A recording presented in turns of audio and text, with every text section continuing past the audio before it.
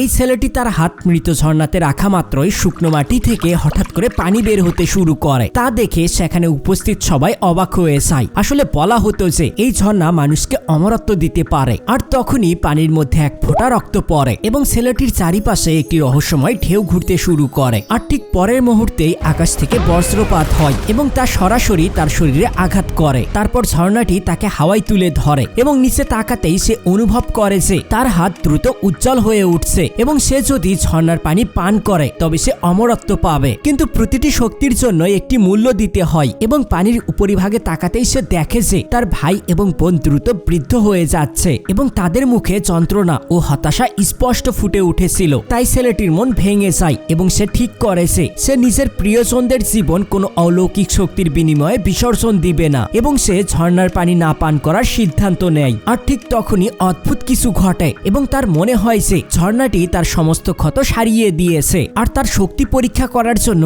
এই লোকটি ছেলেটিকে কয়েকবার গুলি করে, কিন্তু প্রতিবারই তার ক্ষত মুহূর্তের মধ্যেই সেরে যায়, যার ফলে এই ছেলেটি আনন্দে মেতে ওঠে এবং সেও এই শক্তি অর্জন করতে চায়। বন্ধুরা, পার্ট 2 এর জন্য এই ভিডিওতে একটি লাইক করে কমেন্টে জানিয়ে দিন।